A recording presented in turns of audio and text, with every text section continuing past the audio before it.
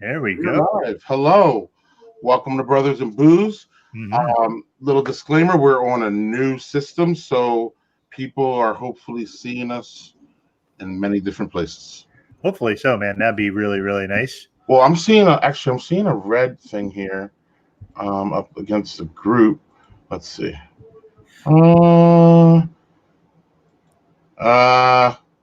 Okay, so we're here. We're here. Let's do it.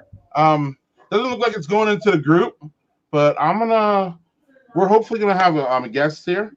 I'm gonna tease that. Everybody maybe saw on the social media, but I'm gonna start with this. Actually, I want to say Happy Beer Can Appreciation Day, Doug. How you doing? I'm doing great, man. Beer Can Appreciation Day. This is pretty cool because you know my affinity for any sort of good artwork on cans or bottles, so that's pretty cool. Yes, you're the artwork guy. Not that I'm not, but yeah. I mean, we all get quote fooled, or we all get taken in by the cans. So is this another day that I love when we have these beer days where you just wake up and you're like, oh, it's lager day. I didn't even know it. Yeah, it's always like later in the day, you're like, oh, I need to have a lager. Oh no. So since it's Beer Can Appreciation Day, I'm going to start with a glass. We have this is one that everybody should know this one. 60-minute IPA. There is I'm bringing up Founders again. Since Founders went through their bullshit and all that, a lot of people have talked to me about all day IPA and like how do they replace that? And they're looking for like another all day IPA that shows up in cans that they could take anywhere. And I don't know what's wrong with this one. Are you familiar with this one, Doug? Yeah, I have had the 60-minute. I've had 90-minute. I've had 120. I've also was on hand when somebody had a Fistal of a 75-minute, which I actually liked better than all of those, but that's my personal preference. Man, crisp, fresh. I'm gonna share my screen here. We can look at it a little bit. I love this. I love I'm a sucker for all these 60. I love 60. I love 75. I love 90. 120 is that's where I get off the boat. So yeah, I'm not a big 120 fan. But I've never let it age, and I've never let it like. You know what I mean? I hear people say that they let it age a couple of years and it tastes really good. But yeah, so yeah, 60-minute IPA. Why can't we do 60-minute IPA when we do, instead of, Founders is nonsense? Yeah. Hey, you know what? I'm not much of an IPA fan, but I'd rather drink that than the Founders stuff. So yeah. So what are you getting out of it? Hey Daniel, happy Friday, buddy. Just a really drinkable, sessionable IPA. I haven't had it in a while. I don't know. It's just pleasant. It's not. I mean, there's enough hop presence there. So if you're a hop person, that's good. But it's not over hoppy. It's not super bitter. It's drinkable. It's grassy. Yeah, citrus notes. I mean, it's just fantastic. I love this beer. I'm a sucker for this beer. So I just said it's not something where most people have had that one. So No, I mean, look, I'm already through this. I'm already like, already through it. Yeah. So, I'm actually starting with the can, dude. How about you start with a can quick, and then we'll jump to our guest because I'm excited to get her on. Absolutely. Talk about all her stuff, and I need to get the Chicago going. Anyway, go on. Yep. All right. So I'm actually starting with something that's a little bit out of character for me. This is Member Berries from Willow Rock Brewing. Willow Rock, if you recall, had that one pumpkin beer that I thought was just outstanding. So this is a American Heffy with blueberries, raspberries, and blackberries. They're saying like a beautiful purple cloud. So apparently we should get a lot of color out of this. So pull my little glass. Yes, Doug, we're not posting into the group, unfortunately. Well, in mine, we are, and Scotch for yours. So we are? Mm-hmm. Excellent, excellent, excellent. Holy moly, that is very. Well, one of these times I'm going to get you to have some scotch. Oh yeah, but I won't object to that. You got a nice little head. Look at that. Nice Oh, it's pretty. It is pretty. Pretty. I'm going the wrong way. Yeah, dirty glass. Sorry about that, folks. But We trafficking out around here. We do. man, just all the berry smells. Like it's not definitive. Like it can't pick the berries out individually, but it's just smells like a fruit tart. You know what I mean? Fruit tart. Yeah. Ooh, man, checking this. Ooh, baby, that is really smooth, tart, not sour. This would be awesome on a summer day. Really, really crisp. And you get all the berry flavors. You get a little bit of the wheat from the hefe, but like really, really yummy. I'm really, light? Yeah, very light, very crisp. Doesn't the can doesn't show what the ABV is, so I'm not exactly sure what you're looking at there. But it can't be high, but it's really, really smooth and really crisp, and really refreshing. So, highly recommend. That's not a normal January beer. So No, but it's something I saw, and because there are other that pumpkin brunch, excuse me, beer that I had. Remember that one that I was like, this is awesome. Oh yeah, that's the same brewery, and that's why I was like, well, I'm going to pick up if I can find any of their stuff, I'm going to pick it up. So, yeah, boom, yeah. So I'm gonna add our guest here. Yeah, hope she's ready. Looks like she's ready to go. Pumped up. It's Liz. How you doing, Liz? Can you hear us? Yay! Can you guys hear me all right? Yeah, absolutely. How you doing? Good. So a little background. Liz and I met at Beer Now, which is the beer bloggers conference 2 years ago. Maybe 3. Shit, I don't remember. 2. Anyway, Liz and I hit it off, talking all night, drinking beers, having a good time. But Liz is a Chicago beer historian, and I love beer history. So I couldn't not be around Liz. I was always talking to her about what she's doing, and then she approached me with the project that she was actually at that point it wasn't even out yet, and you were still in the process of doing it. So tell us what you do and what you had and everything. Yeah, let's go. Man, that's a tall order. You said it correctly. I'm a historian. I just happen to look at history through the lens of alcohol, mostly beer. When people say beer historian, they immediately think that you're looking at like the whole process of beer making and its history and ingredients, and that's all amazing stuff. But I focus a little bit more on the role that beer has played in society and looking at different bigger aspects of like economy, politics, and how it kind of just is integrated into the everyday and has really kind of built the world. Yeah, and Liz, what are you drinking tonight? I am drinking a lemon seltzer. Oh, and why are you drinking a lemon seltzer? Not hard. Oh, okay. I am in the last week of my dryuary. I've done it for about, I don't know, maybe like 8 years. And every year it's different. Every year there's a different reason for me doing it. Did I spell it right? I think there's an A after that U should not be there. The A, the last U should go away. Yeah. Okay. Yeah. So every year is a different reason for me doing it, and different goals, different intentions, different purposes. There you go. And I don't know. It's a nice, at the basis of it, it's a nice little cleanse. It's a good little battery recharge. Mm-hmm. Like I said, every year it's different, and a lot of it is just sort of like mentally knowing that I'm capable of not drinking for a month. Which doesn't sound like a big feat, but it actually is, considering kind of how things are these past few years. I will tell you, this has been a pretty hard year, a pretty hard month for me. In the past, it's sort of like after that first week, kind of like, whatever. But I found myself this month kind of craving a beer at least few, 3 or 4 days. And I will say that I always say that my not so little secret is that I actually drink more wine than beer.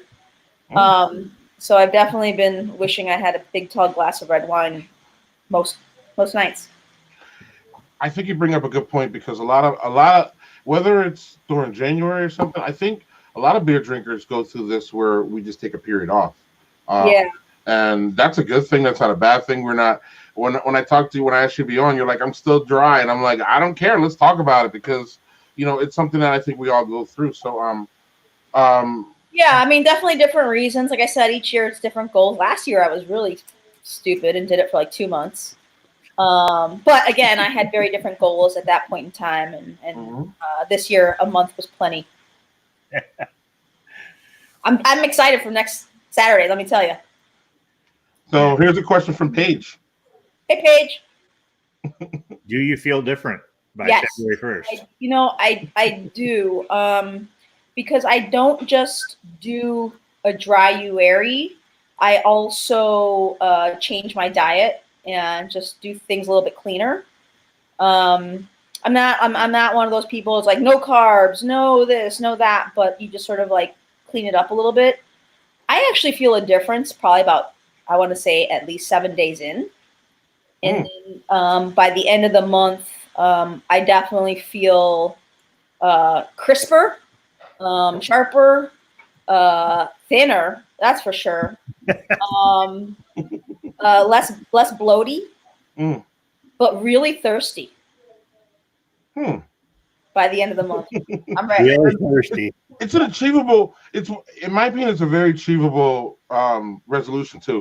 Because a lot of people make these big resolutions that's going to be all year. Yeah. And like, you know what I mean? If you can just get it down to January, that's only 31 days. Come on now. Yeah. Yeah, there's been a lot of talk lately about dry-uary and sort of like why do it, what's the benefits, and it's sort of like that relationship that we all have with alcohol. For those of us that are into beer and work in beer or work in some aspect of the industry, it's tough, right? Because it's always around us, and one of the things I do is because of the people and having those conversations over those beverages are just really special. I mean, Greg, that's how you and I met, right? So.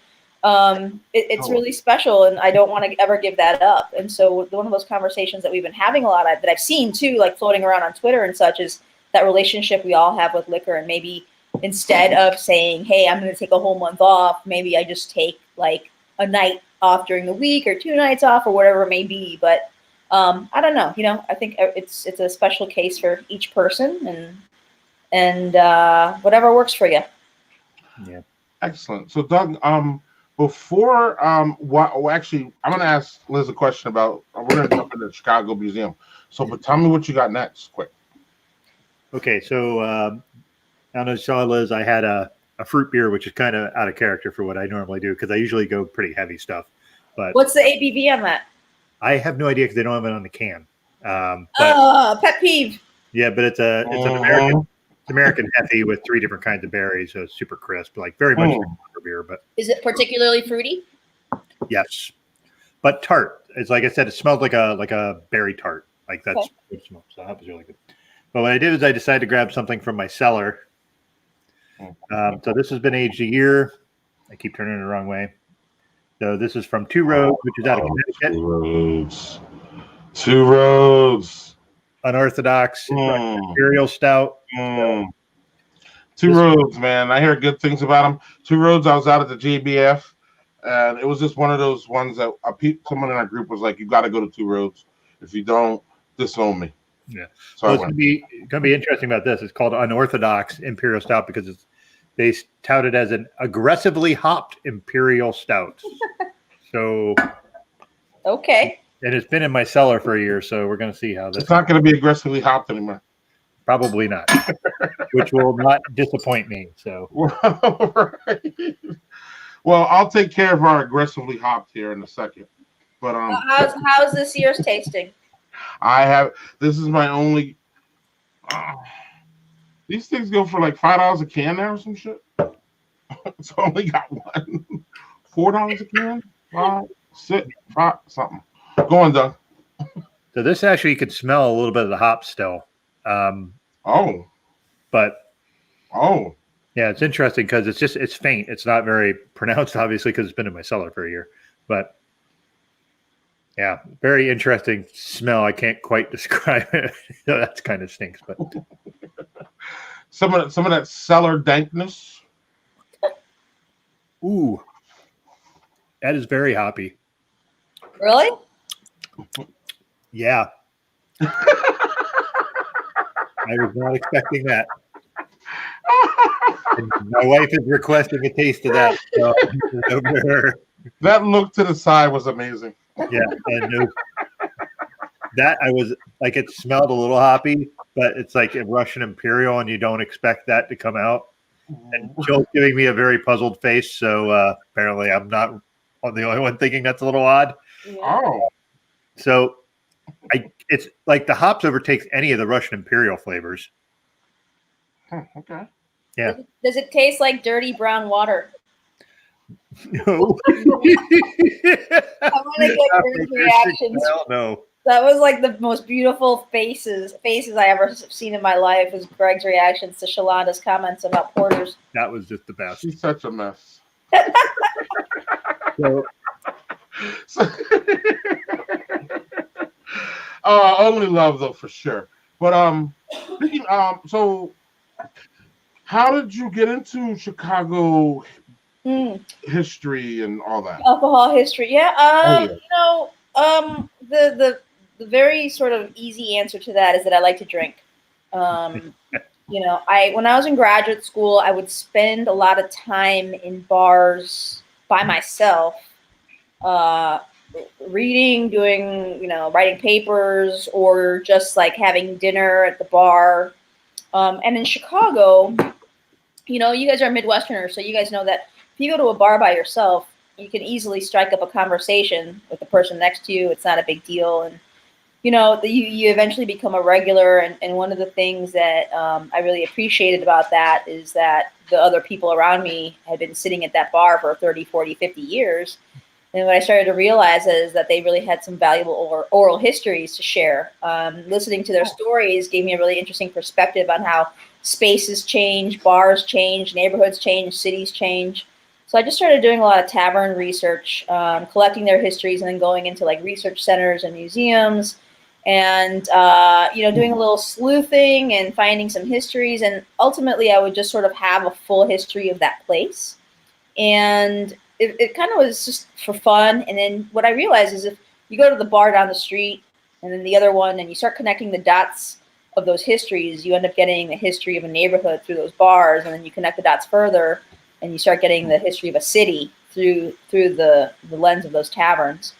So it kind of was just a really odd thing that kind of naturally happened by drinking in bars in Chicago and in Boston. And then, again, being from the Midwest, the natural connection to that is beer history, because it's such a powerful industry for our particular, not only our region's history, but our nation's history. So I made a shift. I was in school for archaeology and ancient history, and I shifted into more 18th and 19th century history, but really looking through the lens of alcohol. And so it was kind of accidental, but it was definitely the right path to take. And I started doing it at a time when it was kind of really difficult to convince people that it was scholarly. So this was like the late 90s, early 2000s. Mm-hmm. And even when I was implementing some of my research at my former employer, the Chicago History Museum, in 2006, 2007, it was a real battle to convince them that alcohol was a good vehicle to talk about history. And so, you know, they were convinced that, you know, alcohol didn't belong in museums. There was no connection to culture. What? Yeah, like, you know, alcohol was down history. Wow. It was 2006, and so it was a battle, but they let me finally do stuff. And of course, people came to it because booze, right?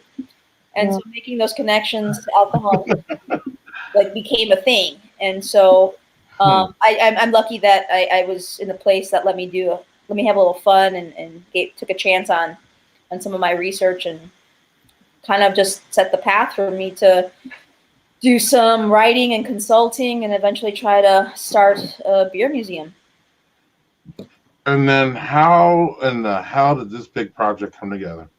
Obviously, Yeah, it'll take more than 2 minutes, but I know. just a big, a smaller picture for everyone, because I'll show it here. But you ended up being able to take your vision to. Yeah, so we started local, became regional, became national, became international. I started curating a lot of exhibitions and just consulting at different museums. And one day I realized that you needed more than one little temporary exhibit to tell the story of beer. So I was like, screw it, let's do a whole museum. Started to do some research on what existed out there, and a little bit of what we're trying to do here at Chicago Museum, which tells the story of beer in a variety of different ways. It doesn't really exist anywhere else in the world. There are smaller beer museums that have a lot of cans and bottles on display, some cool stuff, and they're pretty small. But then you have the opposite of that, where you have massive museums like Guinness, right? But they're tied to one brand. So, what we're trying to do is ultimately have a 30,000 square foot facility that lets us tell the story of beer, not just here in Chicago, but around the country and around the world. So where's the exhibit now? So we actually, our exhibit right now that we have, our temporary home is at the Field Museum in Chicago. It's a story about 19th century Chicago beer industry. And it's sort of, it's three stories in one. It's about the growth of the city, and parallels a story of the growth of immigrants and really that immigrant contribution to the beer industry. So it's really sort of centered around the immigrant story, which is pretty cool. Yeah, that sounds pretty cool. Yeah, Doug, you got something for it? Well, I was just gonna say, it's like whenever you hear things of like the history of beer, it's almost phrased in like, oh, here's how this style of beer came to be, or like how. I just like the idea that you took something that's part of it's an archaeological thing in its own right. It's just the idea of how that came to be, how it was integral to society, the way it rose, and how it played into the neighborhoods, and in this case, in Chicago. Is it something where it's a static location, or are you able to put it in different places? Yeah, no. So our goal is to have a 30,000 square foot brick and mortar museum that'll have events, 3 exhibition galleries, event space, classroom space, a rooftop beer garden, and a nano brewery. So our goal is to definitely, we're talking about beer, but first and foremost, we are a museum that is going to be part of the national cultural landscape. And our story isn't just rooted in Chicago. It's definitely a national museum.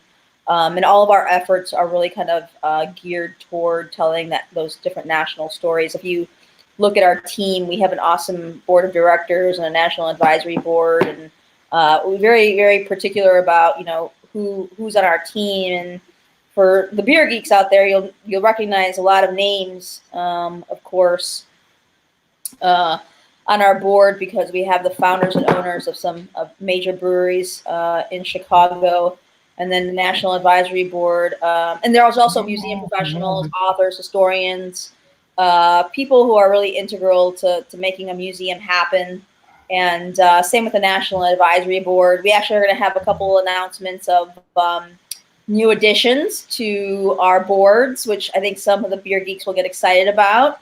Excellent. And those will be happening soon. And then we're actually going to make an announcement about a whole new tier to our team, which will happen, I think, next week. That'll be more for the non-beer geeks, but we'll see what happens. So yeah, we have an awesome group of people behind this who've been working for about 5 years at it, and we've been making a lot of different strides in our efforts. The Field Museum exhibit was definitely a major endeavor. 2018 was all we focused on for that exhibit, and that opened in late 2018. And That's up through July of this year. Last year we did something. We co-hosted a conference with the Smithsonian here in Chicago. Mm-hmm. So lots of different things happening for sure. Amazing. And you were supposed the exhibit was supposed to end in January, right? Yeah, it got extended for 6 months. Excellent. Are there going to be any more extensions, or you think that's it? I don't know. I have no idea. You know, it's I out need of to get there, and I was telling Doug right before production, I was like, I need to get to this thing. Yeah, you gotta come to Chicago before July. Right. And when I found out that it was through January, and then you guys got extended, I was like, oh, that's not good. More I was doing this. Right. So is this all done under is this a nonprofit or is we're a nonprofit 501c3. So every time I say whenever we get a donation, you're just contributing to a philanthropy that beer people can get behind. Mm-hmm. It's every little sip you take is contributing to our greater good. So yeah, we are definitely a nonprofit, hosting events, not just in Chicago, but again, other parts of the country. Last year we did 4 days in DC and we did 4 days in Seattle. This year we'll be doing a couple of different things. We're going to Mexico City next week. Oh, that's awesome. I was going to say, what's going on there? Yeah, here we go. Yeah, so one of the things we do, again, this is a global story, right? Beer is everywhere. And so you can certainly tell the stories of history and culture through beer and through alcohol. So we put together a 4-day journey in Mexico City and collaborated with the owners of Five Rabbit Brewery, which was the first Latino-owned and inspired brewery in the country. So we are guiding folks through Mexico City for 4 days and drinking and learning. So we're doing that, and then we're going to do another international trip this year, which we'll announce soon as well. Okay. So yeah, there's a lot cooking.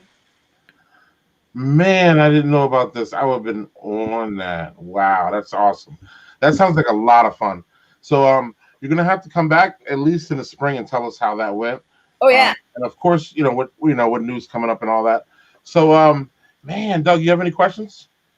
No, I'm a little overwhelmed by this because I just I wanted to, it's something where it's like, oh man, I want something like this, but I didn't realize the totality of it, and it's overwhelmed in a good way. And I think the idea that you told the story is largely an immigrant story, because that's something that's really, really important, because it establishes the culture of beer, what people brought from different cultures to make it work with the other ones. I really, really admire what you do.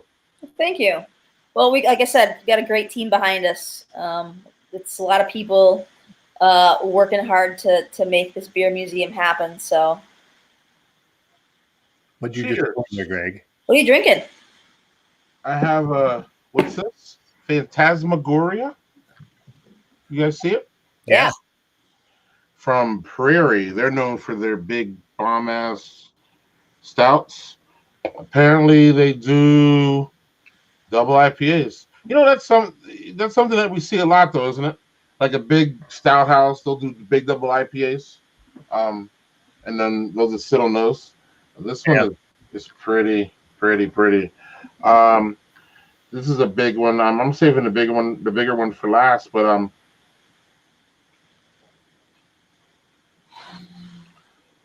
citrus, piney. Really? Piney? Let me see the date on this one. No, the date should be good. This is I don't even know how to say it without sounding condescending. This is a baby double IPA.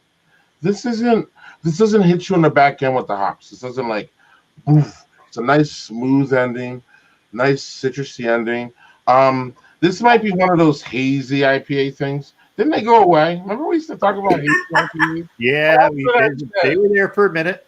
Well, what happened to them? I still see them. Oh, really? Okay. Yeah. Is it? I mean, that definitely happens. You definitely see them in Chicago for sure. Is it as hoppy as an aggressively hoppy Russian Imperial? No, and that's why I wanted to look at the can, because I wanted to see if maybe some of the hops dropped off. And I had another sip, smooth. This is I don't even want to call it a sessionable double IPA. That doesn't even make sense. But it's one that you can have more than one of. How about that? Can I just tell you if the way you're describing that double IPA is a double IPA that I would want to drink.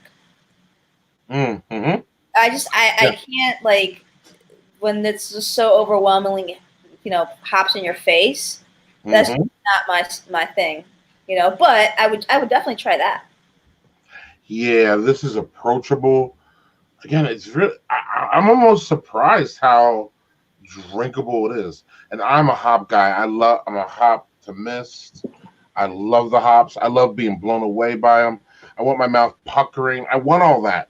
But I also have an appreciation of this and what, what it is to some people as far as, Liz, you said it too, and Doug will be another one too.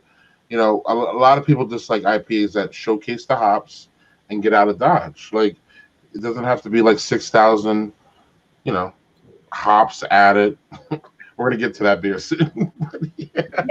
So Liz, you dabble in a lot of stuff. You are all over the place. You don't just do the beer history and the liquor history, and you recently dabbled into, and you're into the I Am Craft Beer movement. You want to talk about that a little bit? Well, I think like everybody who saw what happened to Shalonda on via Twitter and via email, I think I was equally astounded and shocked and disappointed by the message she received, but I was certainly inspired by her reaction to it. And, then of course, Dr. J's approach to it and seeing everybody post photos and it was just really cool to see. Right. And that's what the beer community is. And, being a gay woman of color, that's all. I understand it all. Right. Mm-hmm. So when it all happened, I sent Shalonda a message and I was like, why don't we have a meetup? It's cool to see these people on Twitter, but I'd like to meet them in real life, right, in person. So she was down, and we decided to host an I Am Craft Beer meetup, and I think it was the first one ever, which is kind of cool. Mm-hmm. So we did that at Metropolitan Brewing and just drank a lot of beer and had a great time. And you guys look fun. And for the people that don't know what happened, basically our friend Shalonda, Afro Beer Chick, you guys probably know her more. She had a very, very interesting appearance on our show and talking about porters and all that. But it was actually after that show that she received some racist DMs, I believe, right? Or was it? It was DM, right? Email or DM. Yeah. Or was it? Yeah, it was mail. Some racist. You're this. You're that. Blah blah blah blah blah. So since she put it out there as like, look, this is what if people don't understand what people of color go through in this industry, well, here you go. This is part of what we goes on. So then just the outpour of emotion from people and love to her and like solidarity, more like, look, we're all together here. And that's what I kind of got out of all that. Doug, do you remember any of this?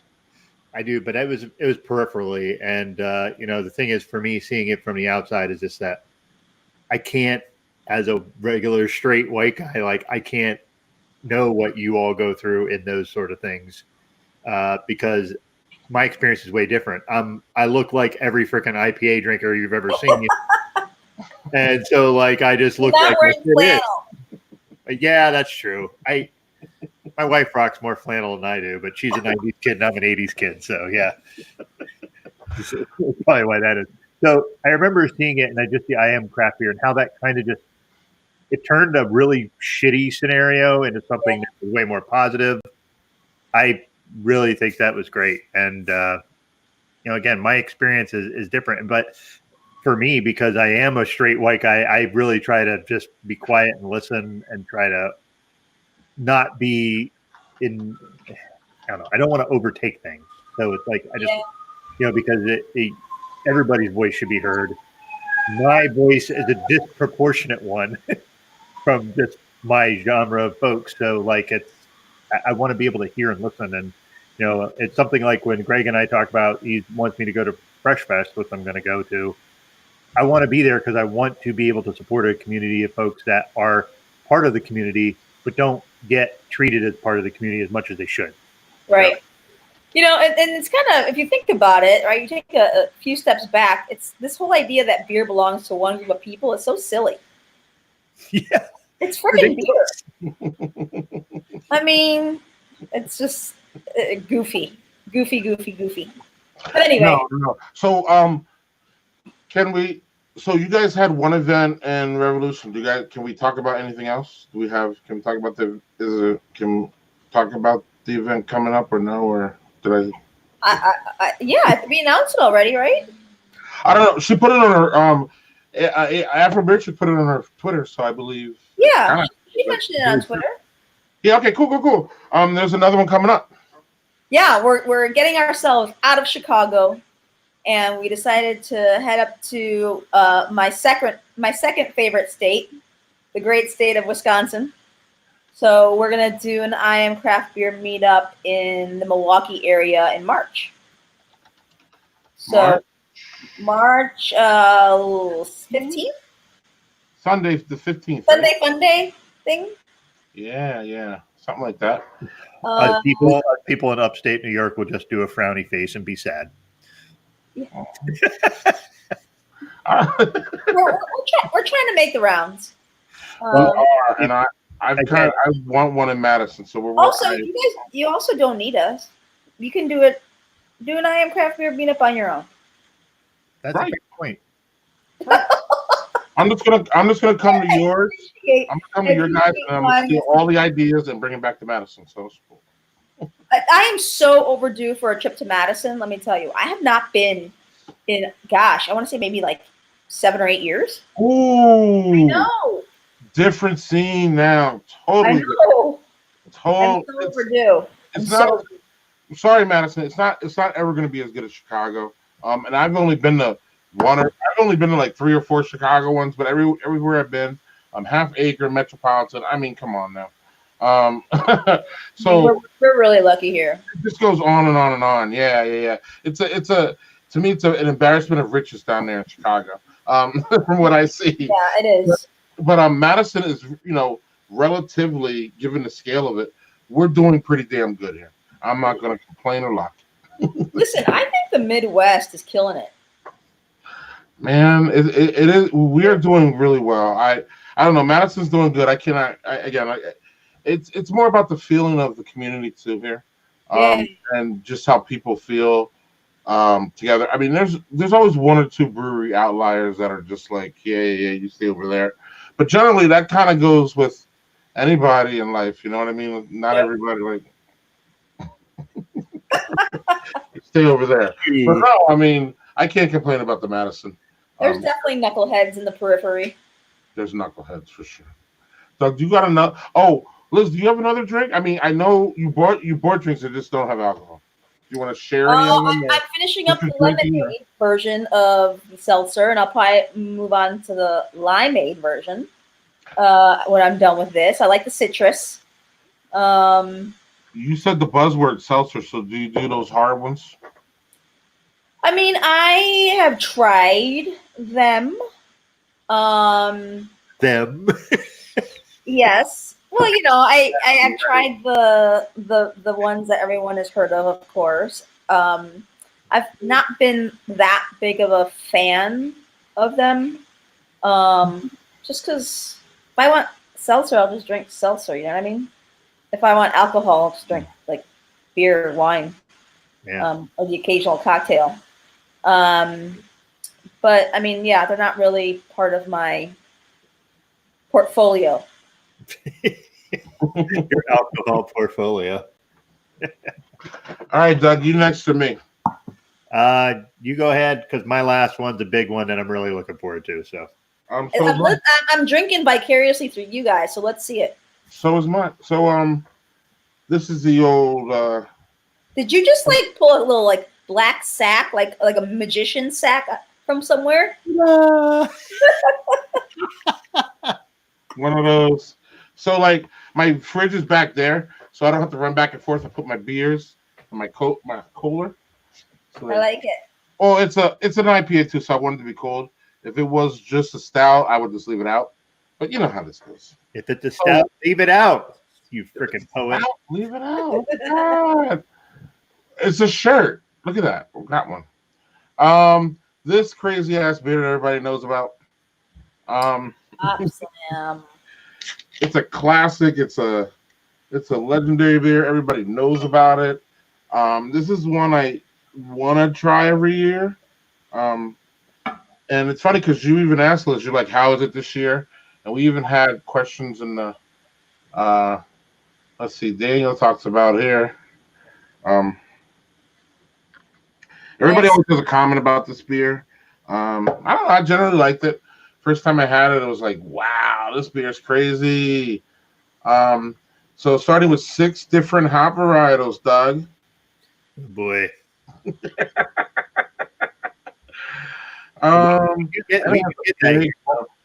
You ever have one that you ever have a the cool thing about Hop Slam is like you can tell when it's not fresh because it is just a malt bomb. It is just malt. It's pretty bad. But otherwise, this beer is one of my favorite ones as far as year round trying to get. Grapefruit, stone fruit says. Mm-hmm. Man, Greg, that might have to be my first beer back. Wow, and this isn't that old either. Let's see what this says. What does it say here? Come on. What's it say? December.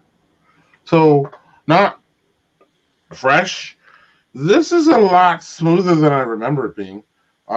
Maybe this is just a smooth. It's not this smooth batch.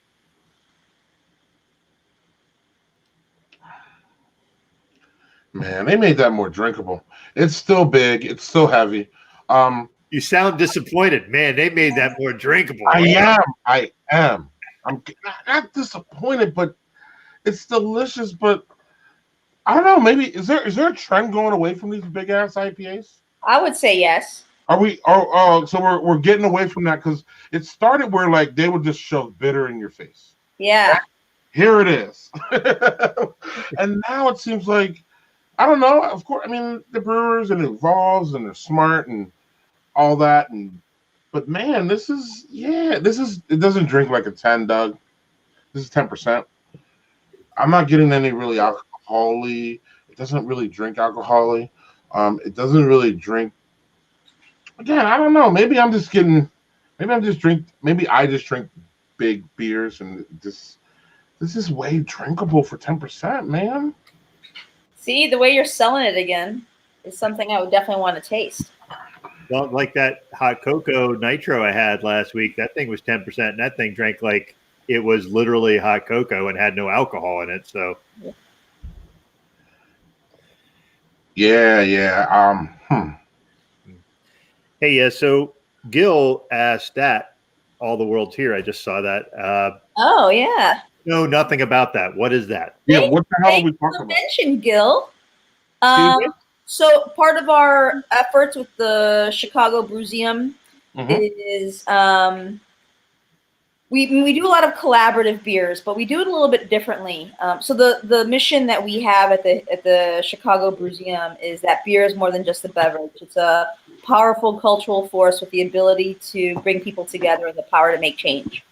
And if you look at history, it doesn't matter where in the world or time, this is definitely true of beer. And so everyone loves a good beer collab, right? Beer geeks go nuts when two breweries come together and they do some fun kumbaya stuff and kick out some new beer. And so I love it too, being a big beer fan. but I'm also a big, obviously museum person, cultural person. And so I kind of wanted to take it to another level. So what we started doing were beer collabs with 1 or 2 different breweries, but then also doing something with a cultural institution. So it was a 4-way collab usually, with a cultural institution and brewery. So 2 museums, 2 breweries, a big, nice collab. And so we've released, gosh, I want to say 6 beers to date. And one of them, most recent, is called All the World is Here. And it is a collab with the Field Museum. And the beer is brewed by Temperance Beer Company in Evanston, Illinois, Chicago suburb. And All the World is Here is a cream ale that was inspired by the 1893 World's Fair. And so one of the mottos of the World's Fair was "All the world is here," meaning that the whole world was coming to Chicago to visit the fair, but also there were different displays from all over the world. So literally all the world was here. So what we did was we took a historic style and we took some Chevalier barley, which would have been around two-row barley that would have been around and on display at the fair, as well as some corn, varietal of corn that was on display at the fair. And then the fine folks at Temperance went and crafted a great recipe and brewed it, and it tasted delicious. The way I describe it is that it's a really, really, really good Miller High Life. So that's the way I describe it. And the can is gorgeous. If you see the can, they did a remarkable job at designing that thing. So an awesome beer. And Gil, I hope you like it. It's definitely something that I drink often. I have it in my fridge. And then it's also something that you can, if you're in Chicago, you can find it at the Field Museum, you can find it at Temperance, and you can find it at various bars around the city. And certainly they sell it at Binny's too. So definitely look for it. They just brewed a new batch back in December, I think. Yeah. There's a whole yeah. I didn't know anything about it. Thanks, Gil, for bringing that up because I'm about to show everybody. I'll bring you some in March. Oh, look at that! Yes. Where's is this it right here? Where is it? Yeah, this is it, right? Oh, yep. So there's that. That's it, right? Yeah. So if you look at that first one to the left of that, it's actually a really good picture of it. It's so pretty. See, I am a giant sucker for good artwork for cans and bottles. Like I said to Greg many times, if you're going to invest time in your label and your cans, then that means you're probably investing time in your beer too. Right. Right. Wow, neat. So how many collab beers did we get to? Or how many collab beers? Well, that was actually number 5. The first one we did was with the Southern Food and Beverage Museum in New Orleans. And it was a collab between us and them and Illuminated Brewworks in Chicago and Urban South Brewery in New Orleans. And so all of our collab beers are always brewed in both cities and only released in both cities. So that was the first one. We did one in D.C. Rooted around the story of Abraham Lincoln. And that was with President Lincoln's Cottage, which is sort of like the Camp David for Lincoln back in the day. Mm-hmm. And that was brewed by Powers Farm Brewery in Virginia and Rolling Meadows Farm Brewery in Springfield, Illinois. So again, released in both places. And then we did one in Seattle with Pike Brewing in Seattle and with Forbidden Root here in Chicago. And that was with the Pilchuck Glass School. An awesome organization focused on glass arts. We did one with the Field Museum. We did one with Three Sheeps and Eris Brewing that we released for the Beer Culture Summit called Ella, which told the story of 19th century female hop pickers. That was very much a Wisconsin story, so you guys would appreciate that. And Three Sheeps is a Wisconsin brewery. Yeah. And then we did this one, and we're actually releasing for sure 2 that I know of this spring, which I don't think I am at liberty to say with which breweries or which cultural institutions, but they're both pretty big. Excellent. That's gonna be great. Yeah. So Liz, Doug and I, we got to talk about this, but So now it's time for a sponsor. But in lieu of a sponsor, which we don't have, Doug, I want to start doing charities. So if we don't have a sponsor, we should talk about a charity. So since we have a charity sitting here, Yeah. Yes, we do. yes, Liz is going to tell us how we can contribute to this wonderful place. Yeah, so ChicagoBruseum.org is our website. We are on Twitter, Instagram, and Facebook at Shy Bruseum are our handles. You can sign up for our newsletter on our website. And then, we do live events. So come to our, they run the gamut from fun little like walking tours to lectures to full on like beer releases. Things at different cultural organizations, at breweries. We do something in the summer called Brew Canoe, where we paddle on the river on this historic Native American inspired vessel, and we paddle to Metropolitan Brewing, have a beer, paddle back south to Off Color, have a beer, and I talk about Native American history and Chicago River history. So we do all kinds of stuff, and every time you buy a ticket, right, with each sip you take, you're certainly helping us grow, and you're contributing to our mission and our efforts to one day have a brick and mortar. And then we do bigger things, like, so we're going to do the Beer Culture Summit again this year. We'll announce dates for that very, very soon. So yeah, just, get involved by coming to some of the stuff that we do. And I don't know. And the website's always going to be Chicago Bruseum, regardless if you have an exhibit at the Field Museum, right? Say that again? So this is the website, what I have here. That's the website.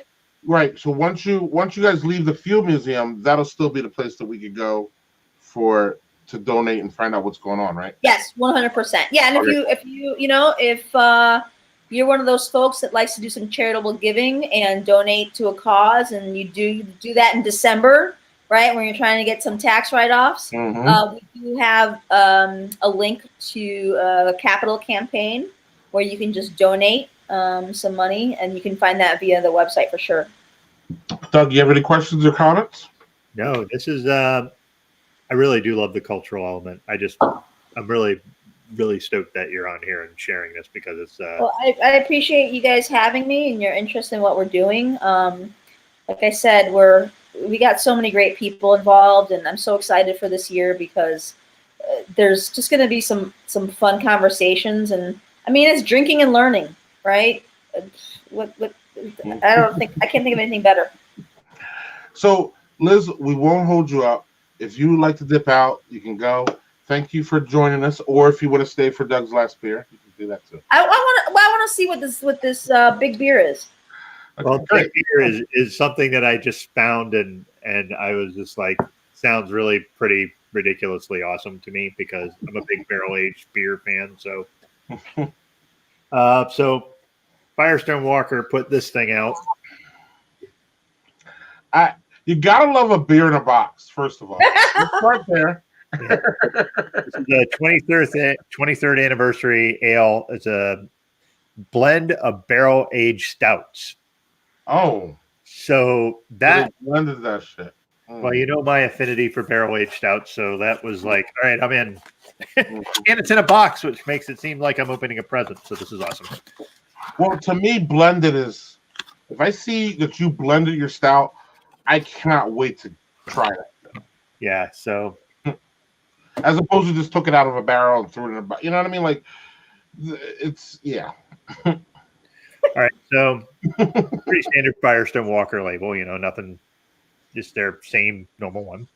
I do like to have beer before glory on their label. I don't know why I think that's funny, but I do. So let's give it a go, man. Let's see what it is. Yes. Duvel glass. Yes. Okay. It's getting darker there. I was like, this is a little light at first, y'all. All right. It is supremely boozy. As it should be. All right, what's the ABV on that? What's that? What's the ABV? It's 11.5. I was actually surprised it wasn't higher. Wow. A beer in a box. Toffee and all the toffee and caramel notes, like right up in your grill with the booze element too.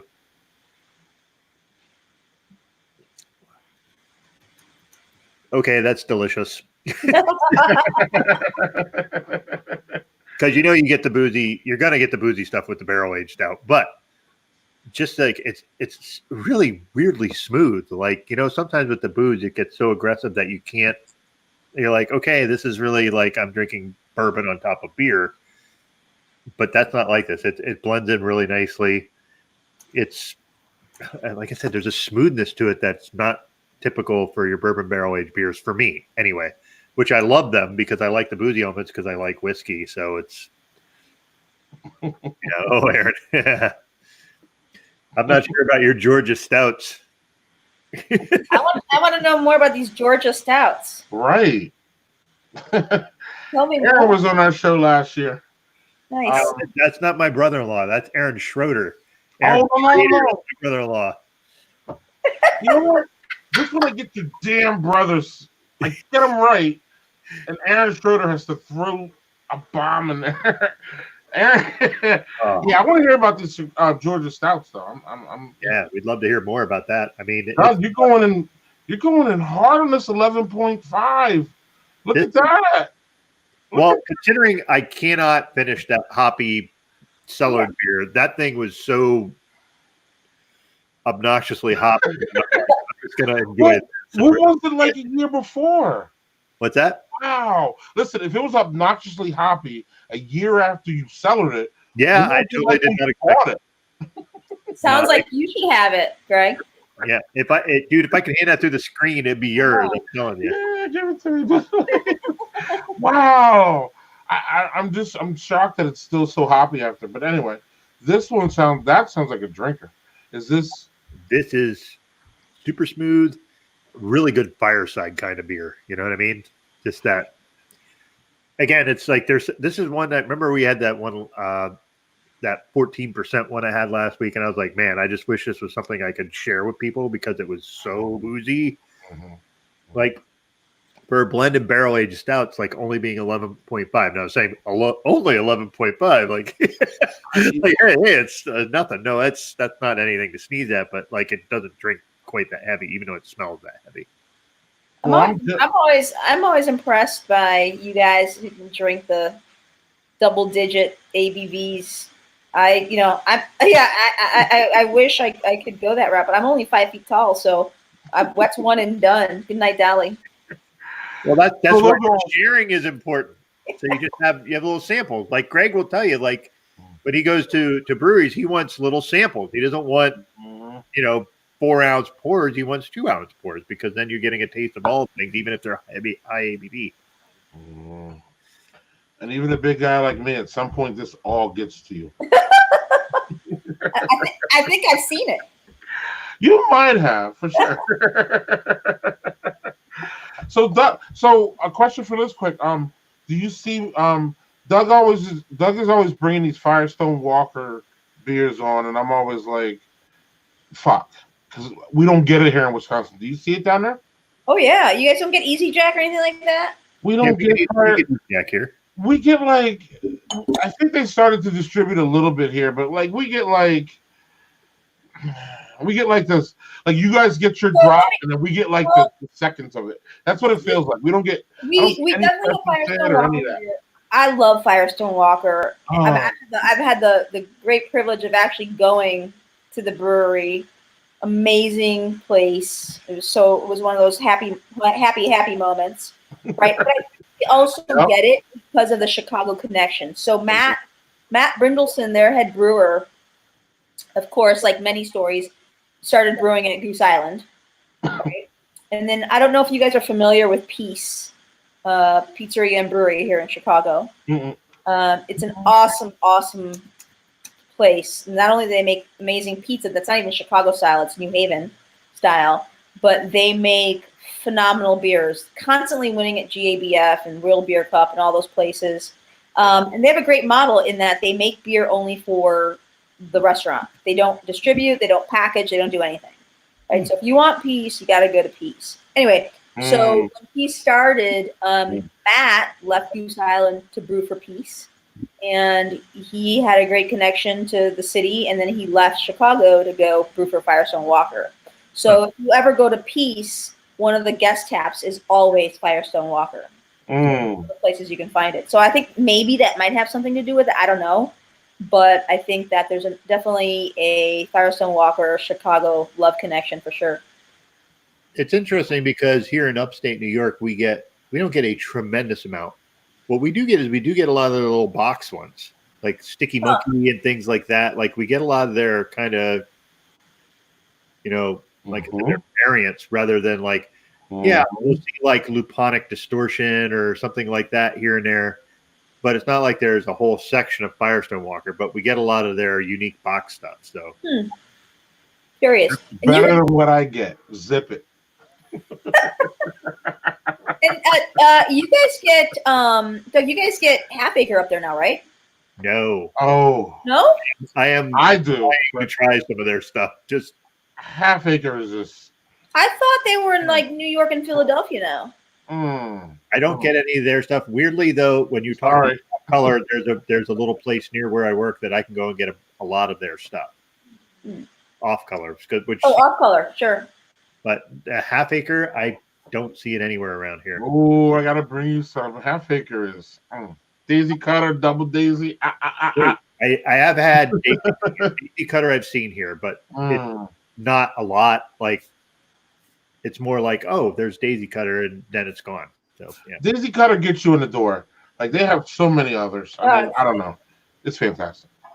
Yeah. There's a lot of people who come to town, and I'm like, okay, I'll take you around to some breweries, and immediately right away is like, I want a Daisy Cutter draft at Half Acre. It's sort of like, that's the way I feel about like, I'm in Portland, Maine. I got to get to Allagash and have an Allagash White from the source.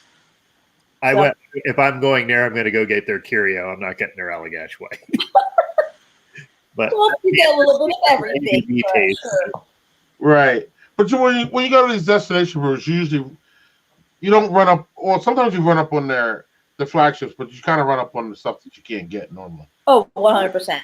Right. That's how I do it. I'm like, Daisy Cutter, it's good, but I can get that up in Madison. I need to get give me those sours that they do. Yeah, but I definitely feel that there is something to be said about having a beer, right, at the place where it's actually made, because you cut out all that travel time. It's like, for example, here's my prime example. I've always hated Pilsner Urquell, and then I had the ability to get to Pilsen in the Czech Republic, go on a tour and drink it out of in the caves, and that was like a glorious heaven's parting moment. Yeah, I just wanted to drink it always. I'm like, this is night and day. That's an hour away from Prague, right? Yeah. Prague is my #1 international destination, if you can believe it. And when I say that, people are like, Prague, not London, not Germany, not Belgium, but Pilsner, to go to that Pilsner place is one of the reasons, actually. Yeah, it's unlike anything you're going to consume here. Occasionally, a lot of bars will get the unfiltered, unpasteurized, which is what it is there, barrels. Like here in town, Patty Long's and Kaiser Tiger get it, and a few others do. But it's just such an apples and oranges sort of. Vanilla benthic is solid. What's this? Apples and oranges situation when you're drinking it on site, which is why I go straight for the Allagash White first, and then go start tasting all their other stuff. What is the vanilla? What is he talking about? What is Gil talking about? I have no idea. That is another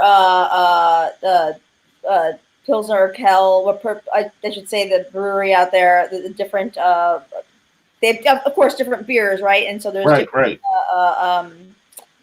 Just that's a more of a high octane beer that you can get. Again, you occasionally, I think it's Patty Long's that has it. They have a great relationship with them, and they occasionally will have that around. So keep your eye open for that stuff, because it occasionally pops up. Well, cheers, cheers. Well, Liz, it's been fantastic. Yes, they have. Thanks, you guys, And for we having me we on. absolutely have to have you on either in the spring or definitely after your time is up at the Field Museum, because we're gonna know what the hell's going on next.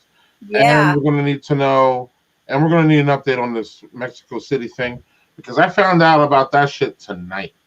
And, right.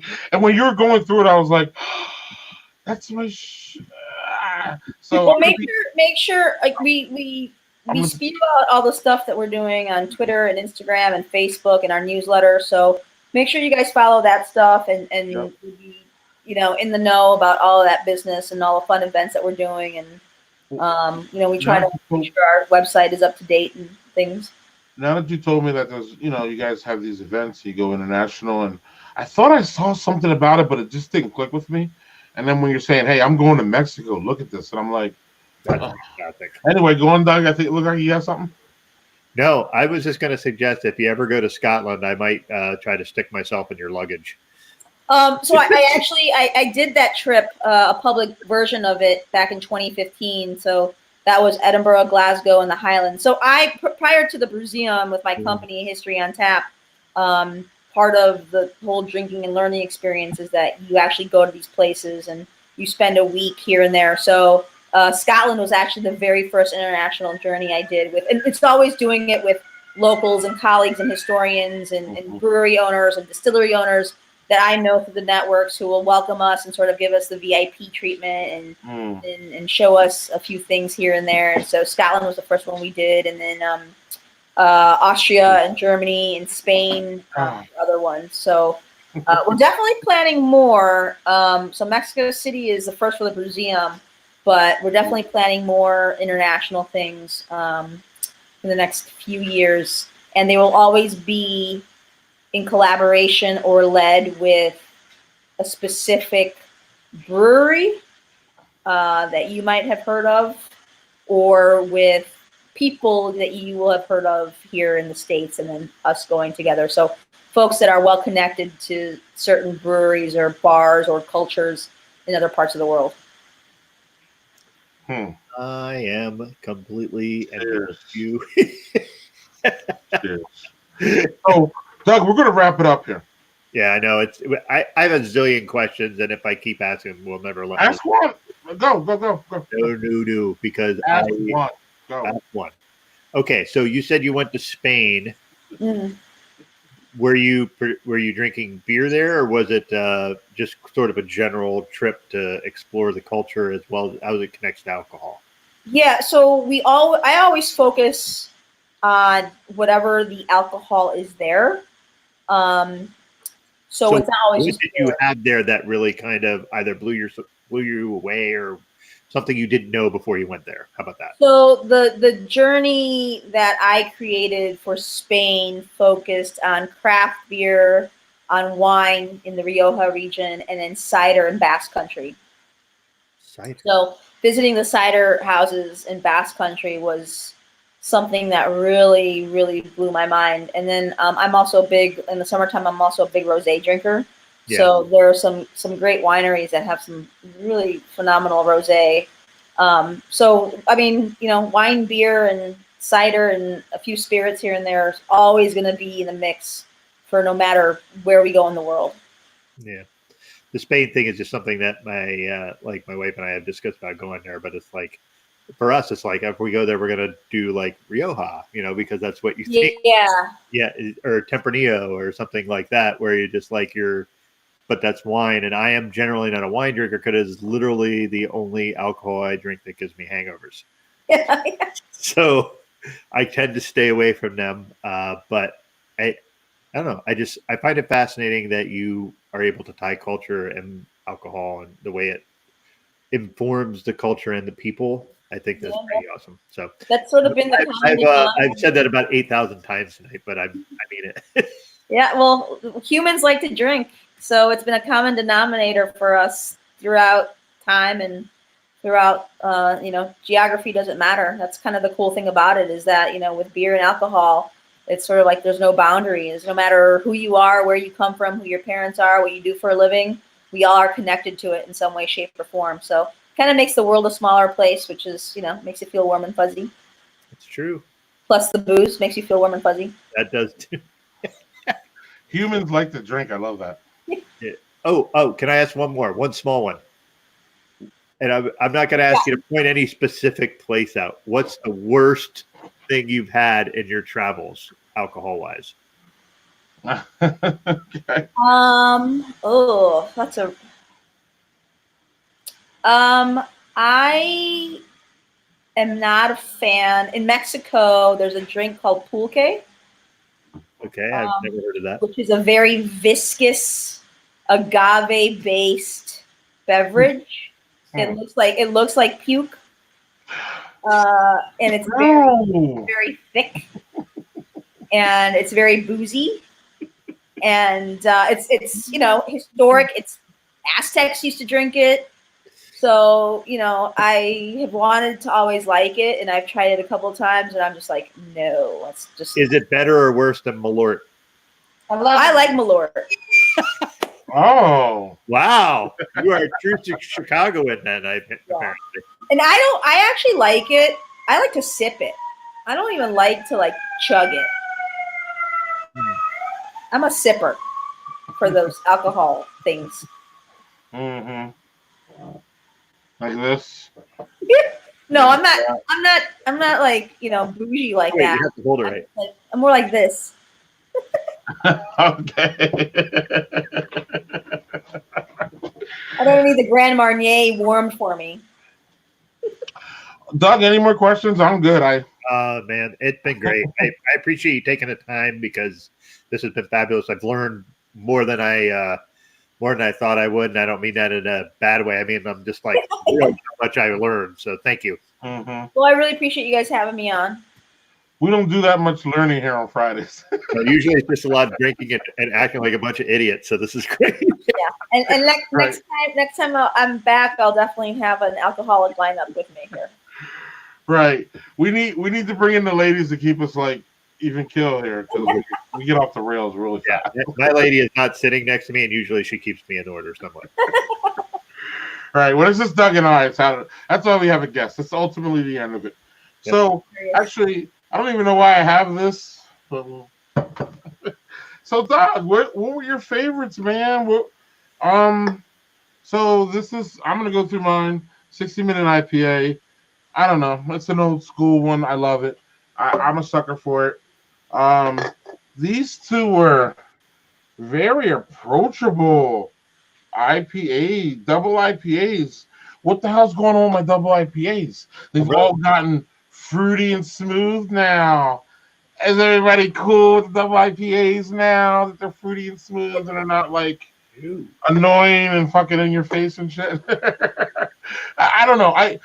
Double IPAs brought me to IPAs. I hated IPAs. Really? I absolutely I had IPAs. I'm like, ugh. So then I had doubles, and I was like, oh, I get it. And then I went back to IPAs, and it was all good. That's sort of like the backdoor entrance there. It was weird. It was weird because I'm like, I don't like IPAs. Maybe I'll like doubles. That doesn't make sense, but that's where I went. Okay. And it was just I liked it was just they were just so big and obnoxious. And now they're coming around to being palatable and all that. And that's overall it's a good thing. I'm just bitching. Doug? I'm a little surprised that the Prairie wasn't more aggressive because I'm surprised they're both. I'm almost questioning myself actually at this point. Were they really this smooth and anyway, go on. All right, so I'm gonna go from worst to first. Worst by a lot was this. It's Two Roads. Two Roads, come on. Because it was so hoppy. I don't know how the hop survived a year in my cellar. I really don't. It was just it didn't have any of the Russian Imperial characteristics that I want. If it was just a little hops and it was Russian Imperial, I could probably get past it, but it just was too hoppy. So I learned. Wow. I want to try this one fresh and see how. I don't know if you do. I don't know either. Wow, I can't believe it's that hoppy after that whole time. I'm amazed. Jill had it, and Jill was like, yeah. And she's okay with IPAs, but I'm generally not. So, oh boy, oh, Jason. All right, so next, this is very good. This is very crisp. This is Member Berries from Willow Rock out of Syracuse area. You know, like I said, really good, really crisp. Definitely a summer beer. Really excellent. Yeah, we go off the rails a lot here, Jason. Yes. Welcome to our world, Jason. So this was definitely the clear winner just because it was so good, so smooth, lots of booze, but just, I don't know, it's just awesome. When you come, Greg, I'm going to make sure I have one of these here for you because Firestone Walker. Beautiful. So Black IPA? I haven't had a good one in a while, man. Yeah, I haven't either. I'd like to know, was your Black IPA good? I'm curious. Yep. And what was it? John is from Eastern Pennsylvania, like middle. Yeah, he actually lives about 20 minutes from where my parents live in Pennsylvania. I was actually supposed to meet him once, and something came up with his family, so I couldn't see him when I was down that way one time. Hopefully, we'll be able to make that happen soon because I'll be down there in March. So hopefully, I'll be able to meet up with him. John's a fun guy. He's another guy I met at a convention. Good brother. It was, let's see, he says it was Wellsboro, Pennsylvania. Wow, I didn't even realize they had a brewery. Wellsboro is like, here's a stoplight. That is all there is to the town. Hey, you know what? It's a great time to be alive. Yeah, true. Let's start. I wanted to show this one. No clue. So, Doug, I would just, we could thank Liz made the show tonight, of course. So without Liz, the show would not be what it was today. But I would say that we actually pulled off our first show on, what is this thing called? StreamYard. Yeah, we got a new thing. Looks pretty good. It works good. You're real fancy with your shifting of the screens and things. Yeah, it's fun. Look at that. We even have somebody watching on Scotchfully Yours' page, and excellent. But no, Liz, thanks for coming on. Thanks for making our show. And Doug, we will do this again next week. And Liz, we'll see you early spring or something. We're gonna have to. March, yeah. Yeah, we're gonna have to. Well, I'll see you in March. But maybe I don't know. Maybe we'll talk before then or after that. I don't know. Liz, take care. Keep grinding. Good luck, and we're gonna spread the word for you. Thanks, man. I really appreciate it. Keep doing what you guys are doing too. It's you guys are an invaluable source for the beer drinkers out there. I hope that's very kind of you. Right. That is very nice of her. Sometimes I feel like we're yelling into the void, but we have such a good time that it doesn't matter. That's good. That's all that matters. Yeah. See you, Liz. See you guys. Thanks.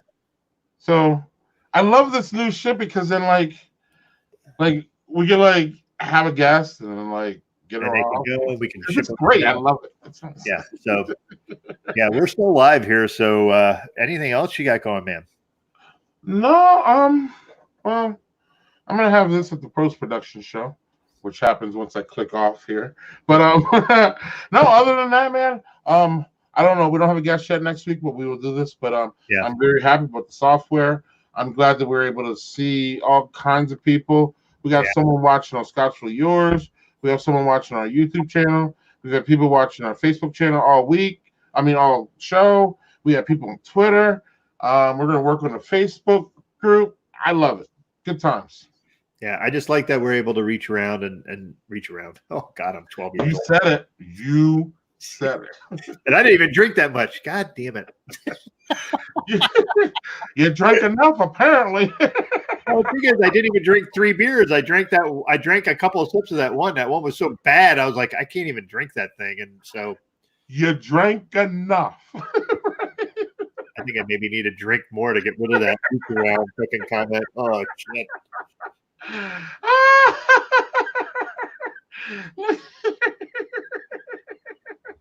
Oh, Jason.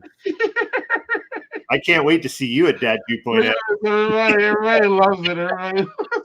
Reach around for Jason. Oh, we're gonna get off here before Doug says anything more crazy. Right. See you guys next week. Cheers. Later. It's going on look. It's